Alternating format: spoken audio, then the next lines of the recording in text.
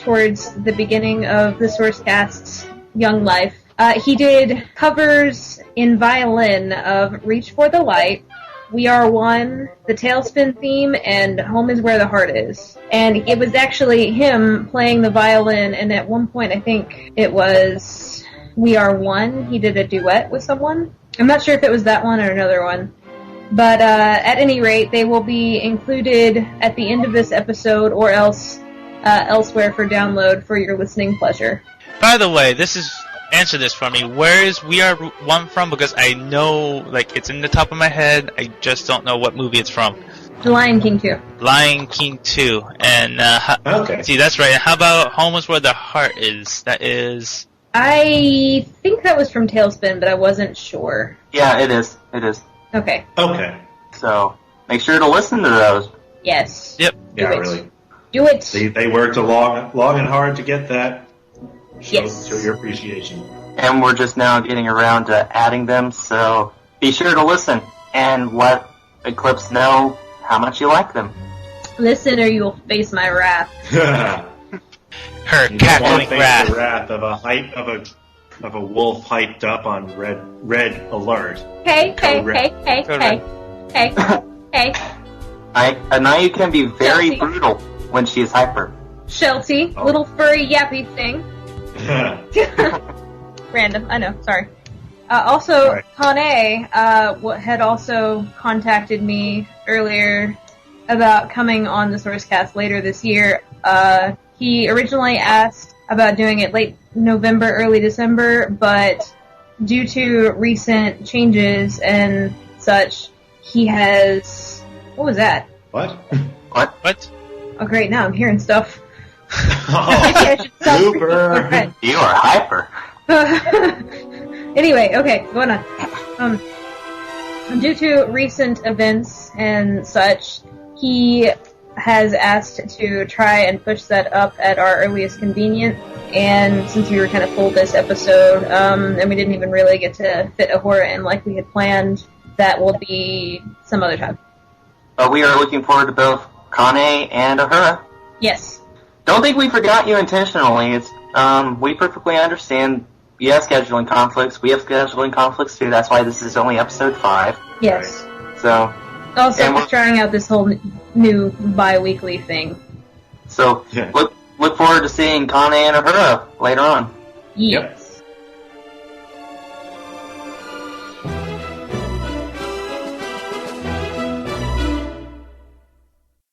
Alrighty, so up next is the fan news, and what we have here is actually a review of Rotramel's Anayu series. Not my And no, fault. it is not about Anayu. No, it's not about you. Not me. Unfortunately. Unfortunately, right? If we mispronounced Bertrano's name, we apologize. Heard it a lot of different. Stramel, jeez. We've pronounced it a whole lot of different ways. So if you're hearing this, Bertrano the writer, we apologize. And don't yeah. forget, you can correct us at the mailbag. Wink, wink, hint, Yeah. hint. Please send us your insults. Our mailbag is hungry. But anyway, I find this kind of ironic because my fanfic was the very first one to be reviewed on Sourcecast, and now I'm reviewing a fanfic. Hey, that's true, isn't it? It's hazing. You're being hazed. Ironic. But without further ado, the review.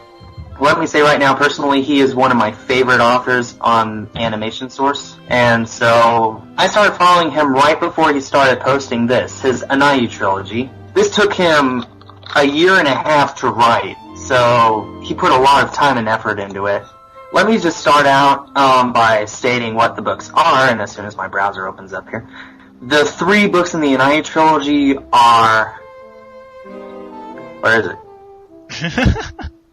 Oh my goodness, where is it? You lost Okay, your... here we are. There it is. Here we are. Okay. The 3 books in the Anayu trilogy are The Fall of Anayu, The Children of Anayu, and The Grace of Our Father. I guess I'll just have to summarize it all as if it were one book because it's just a continuous story plot. A little bit of backstory.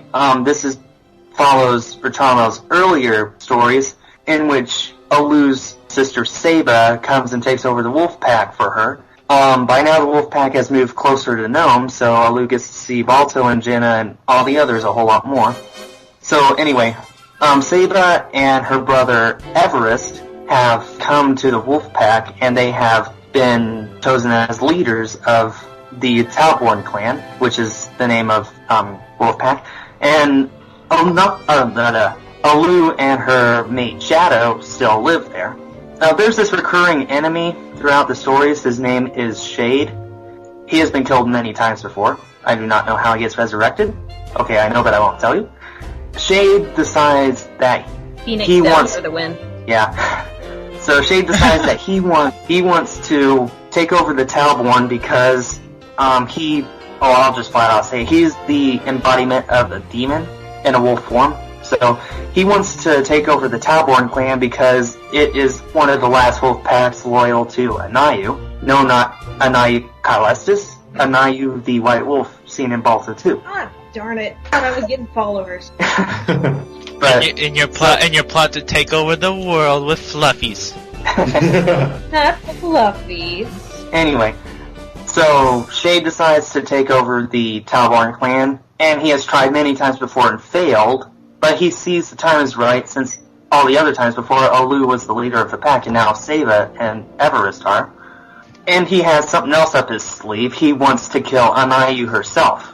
Basically, throughout the first book, he does out by doing that he kills a whole lot of people in order to get to Anayu, and finally he gets to Anayu and he kills her. And then Alu is so depressed by it all that she runs in front of a car and kills herself. Wow. That's all depressing. Yeah. Wait. I want to clarify. I thought Anayu was already dead. Did I say Anayu? I meant Alu. Oh. Yeah, because from what I understand, in the second movie, it was kind of implied that she was a spirit, which, to me at least, implies that she's already dead. But Okay. Oh, that. A Anayu. lot of people interpret that in different ways. That's actually one of the hot debates of stuff about fanfiction thingies. whether or not whether Anayu you want was her to be dead. dead or whether you just want her to be magical. Me personally, I interpret her as dead, and so does Bertramo in his stories. She is dead, but as I said, he is a demon, and he manages to not necessarily kill her, but destroy her ability to become an embodiment of a mortal. Okay. So he does that, and I'm trying to figure out how to say this politically correctly. But anyway, I'll get back to that later. So Alu goes and runs in front of a car and kills herself, and Shadow and Balto see it all, and they're very, very upset by it. But there's nothing they can do, and they just have to walk away without even being able to bury the body because Bertramo's writings are very, very vivid and graphic. Just to let you know, all three of these books are rated fanfic PG-13 for violence. So they can't even bury the body because there's not too much body left. Ugh. That's the end of the first story. Is Anayu has been destroyed and Alu has killed herself. And I won't say how this happens, but something happens that the Talborn doesn't even have a leader anymore. And Shade makes himself the leader of the Talborn, and Shadow has been separated from the Talborn, and he has to figure out what he's going to do next without a pack to go back to and without Alu in his life. And that's the end of the first book. I'll move on to the next book. Just to cut in here, that sounds really depressing. Yeah, this does not sound like light reading. Yeah. It is not light reading. It's not for somebody who just thinks, oh, everything will work out, because it's not until the very end that everything does work out, and it's only by thread. Bertramo definitely knows how to keep you on your toes, even if it's just a bunch of words on a paper. I know what you mean. But like I said, he is a very vivid writer, and he does have graphic descriptions, and it is PG-13, so be forewarned. And in Book 2 focuses more on a resistance within the Talborn of resisting Jade, and Balto and Jenna have to figure out how to cope with the loss of their daughter. I mean, there's debate as to whether or not she was their favorite daughter or not, but they have lost Alu, who stayed with them for longer than any of the other pups, as is proved canon by Balto too. So they were very, very close to her, and they lost her, so now what do they do? And Shadow is just wandering around aimlessly. I think he only appears like 3 times in the story. Mostly he just appears trying to figure out how he can go on without Lou in his life. But anyway, there's a subplot here that kicks in that is based off of an earlier fanfic. There's this doggone gnome that thinks that Balto killed his father, when in reality his father was killed by accident and Balto just happened to be there. And he wants revenge on Balto for it. And he wants to kill Balto. So what he goes about doing is he kidnaps Jenna and holds her hostage in a part of Nome that no dog would go to if they were in their right minds. So Balto, now he's lost his daughter and he's lost his mate, so what can he possibly do? And I'll tell you, this story really has a cliffhanger. At the beginning of the story, Alu finds herself basically in heaven. You know, all dogs go to heaven. But unlike the All Dogs Go to Heaven movie, all dogs do not go to heaven. She's in a judgment hall of sorts, and she has been judged as not able to go to heaven because she killed herself, giving up the life that was given to her by, it is assumed, God. And so she is sent to the equivalent of hell. I should also mention that Rachamo is very religious in his writings, as the third title, The Grace of Our Father, illustrates, but a few scenes throughout the Children of Anayu show Alu going through hell. She is being attacked by wolves, and it's almost like a dream. She is attacked by them, and it's real pain, it's real torture, and right before it would kill her, she wakes up and she's just fine. And it all starts over and over and over and over again. And that is her version of hell. But then all of a sudden, during one time, she realizes that she has been through it before, which she hasn't the previous times for some odd reason. Basically, she realizes that it's all happened before, and she knows what's going to happen, and she manages to avoid getting tortured. And she starts running around, trying to find her way out of there. At the end of the book, she happens across, huge spoiler here, so if you don't want to hear this, just pause your headphones for 5 seconds. Skip ahead a few seconds. Yeah. She finds steel. Oh, I knew it. That's the first thing I was thinking. Yeah, she finds her father's mortal enemy, who she killed earlier, and is now in the same place that she is. And that's the end of the Children of Anayu's second book.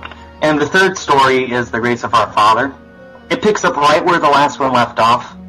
Lu finds out that steel is there, but he has figured out a way to avoid all of the tortures, and he has found his way basically around the entire place, and he has found where Anayu is, because she was sent there for failing to do her duty as a spirit for the world, I guess. I don't know, it's been like a few weeks since I read it, but so he starts leading Alu to Anayu, and then the story starts focusing on Shadow, who has been left out in the past book. He is still trying to figure out what he's going to do without Alu. He goes up to the top of a cliff and he's about to throw himself off, when all of a sudden there's this spirit of old friend of his, girlfriend, I think, either girlfriend or just regular friend, but it's somebody that he knew that had died, and her spirit comes and visits him. Her spirit says, "Don't give up, keep going, everything will work well. Just go back to the Tavern and fight with all that you have." He just doesn't want to do it because he doesn't have motivation to do anything, but then he decides to do it for Alu, and then he starts going back to the Talborn. But at the Talborn, Shade is still under control. However, there's a big resistance. Several other siblings of Alu's have gone there. I can't remember all their names offhand, but there are several. They are all there, and they are wanting to overthrow Shade, and they're trying to figure out how they can do it. And then all of a sudden Shadow comes in, and he begins to tell them a little plan that he has, and they think it just might work. Meanwhile, back in Nome, Balto finds out where Jenna is being kept, and he goes and starts to rescue her. Long story short, Alu finds Anayu, and Anayu, basically she asks God to forgive Alu because she was depressed over her own death, and if she had found out why Anayu had been killed, then she wouldn't have done it. So basically Alu is forgiven and is offered to return back to Earth, where she can help overthrow Shade, and Anayu is granted the access to go down and help. And then they are returned back to Earth, and Steel manages to go with them because he has proven that he has a change of heart, and he no longer hates Balto and his family. He wants to help out any way he can. And at the same time, Balto manages to rescue